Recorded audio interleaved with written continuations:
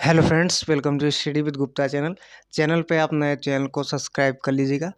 तो क्या आप पहली बार देखिए एसएससी सीजीएल 2024 की जो आने वाली वैकेंसी है उसके लिए फर्स्ट टाइम आप अप्लाई कर रहे हैं। तो अप्लाई करने से पहले देखिए सीजीएल के बारे में पूरा आप जान लीजिए।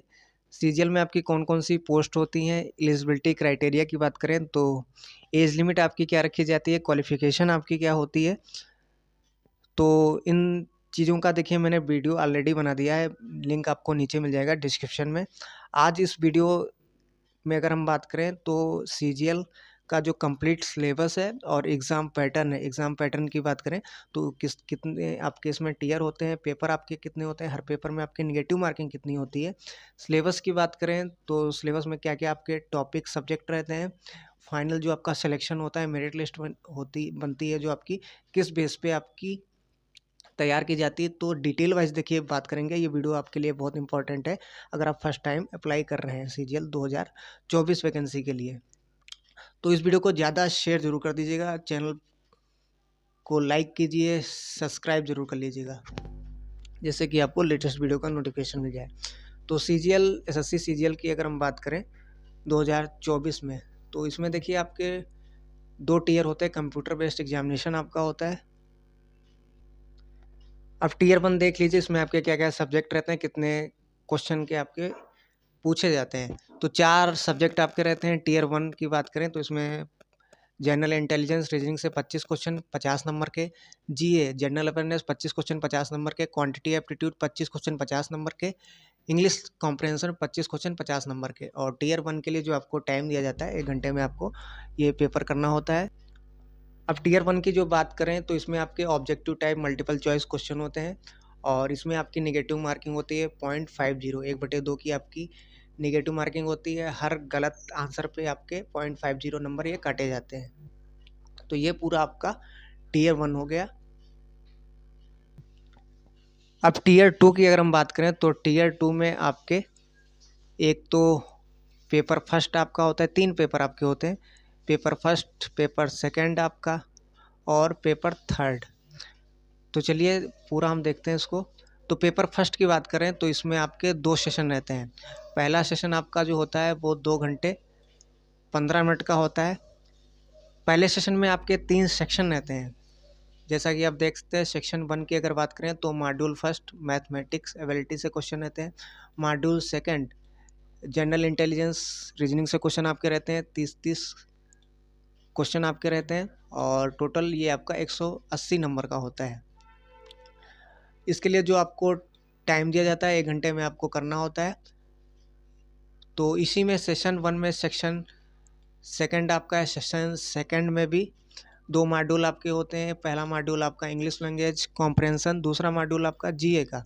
इंग्लिश से आपके 45 क्वेश्चन रहते हैं और जनरल अवेयरनेस से आपसे 25 क्वेश्चन रहते हैं। टोटल 70 क्वेश्चन आपके होते हैं सेक्शन 2 में और 210 नंबर का ये आपका रहता है सेक्शन 2। और सेक्शन 1 की बात करें तो ये आपका 180 नंबर का होता है। तो सेक्शन 2 के लिए भी आपको 1 घंटे टाइम दिया जाता है। उसके बाद इसी में सेशन 1 में सेक्शन थर्ड आपका रहता है मॉड्यूल, जिसमें आपके कंप्यूटर नॉलेज क्वेश्चन रहते हैं। 20 क्वेश्चन इसमें रहते हैं और 60 नंबर का आपका ये होता है। इसके लिए आपको टाइम दिया जाता है 15 मिनट का। तो ये आपका सेशन 1 हो गया 2 घंटे 15 मिनट का।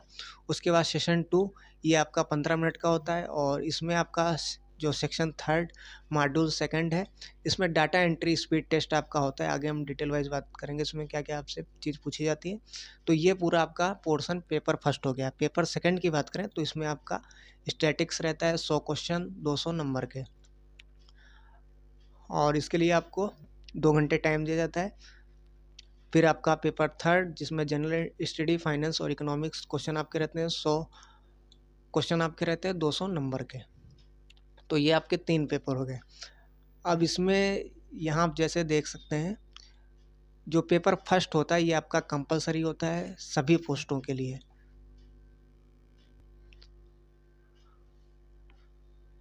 और जो आपका पेपर सेकंड होता है will be for only those candidate who apply for the post of the JSO. जो जेएसओ पोस्ट के लिए अप्लाई करते हैं उनके लिए ये पेपर सेकंड उनको देना पड़ता है। उसके बाद पेपर थर्ड की बात करें तो पेपर थर्ड उनको देना पड़ता है जो जो पोस्ट आपकी होती है असिस्टेंट ऑडिट ऑफिसर और असिस्टेंट अकाउंट्स ऑफिसर, तो उनके लिए पेपर थर्ड उनको देना पड़ता है। ये चीज़ आप ध्यान रखिएगा।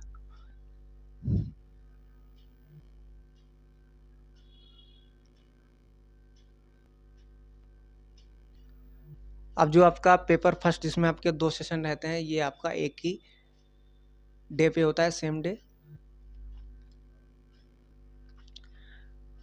तो जब आपका कंप्लीट हो जाएगा सेशन 1, तो सेशन 1 के बाद आपको टाइम दिया जाएगा थोड़ा। उसके बाद आपका सेशन 2 में जैसा कि मैंने ऊपर बताया, section 3 module 2 data entry speed test आपसे लिया जाएगा, जो कि 15 मिनट में आपको करना होगा। अब यहाँ आप देख सकते हैं, इन्होंने देखिए बताया है, it will be mandatory for our candidate to qualify our section of paper first. तो पेपर फर्स्ट के जितने आपके सेक्शन हैं, उन सभी को क्वालिफाई करना आपके लिए ज़रूरी है। अब टीयर 2 में देखिए नेगेटिव मार्किंग आपकी कितनी क्या रहती है। तो 1 नंबर की आपकी नेगेटिव मार्किंग रहती है, जो आपका पेपर फर्स्ट का सेक्शन 1 है, सेक्शन 2 है और सेक्शन 3 का मॉड्यूल फर्स्ट।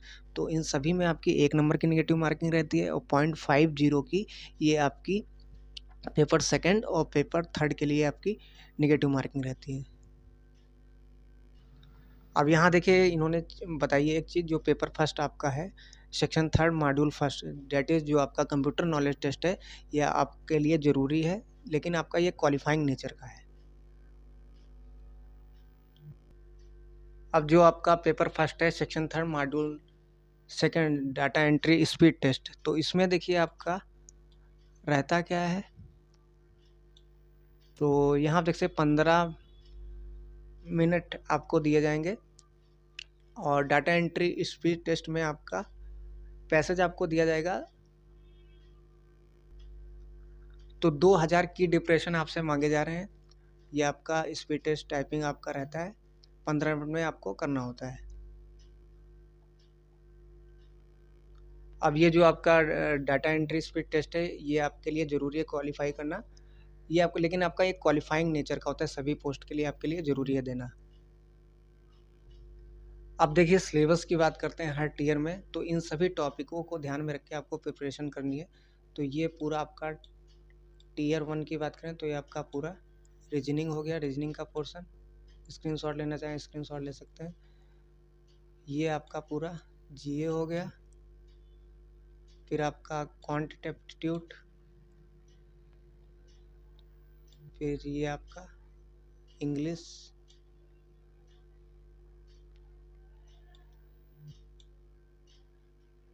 उसके बाद टीयर 2 आपका है। ये टीयर 2 में नंबर सिस्टम आपका मैथमेटिक्स में फंडामेंटल अर्थमेटिकल ऑपरेशन, अलजेब्रा आपका रहता है, ज्योमेट्री रहता है, मेंसुरेशन, पूरा ट्रिग्नोमेट्री टॉपिक वाइज देखिए आपको सब।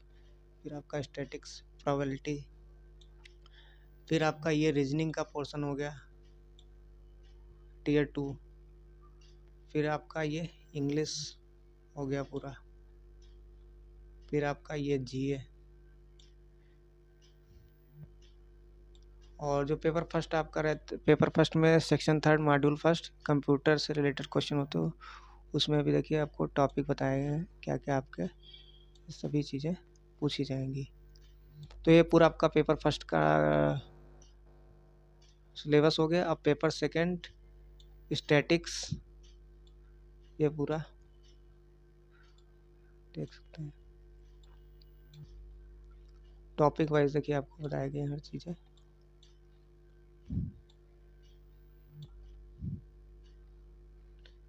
अब ये आपका पेपर थर्ड का पूरा आपका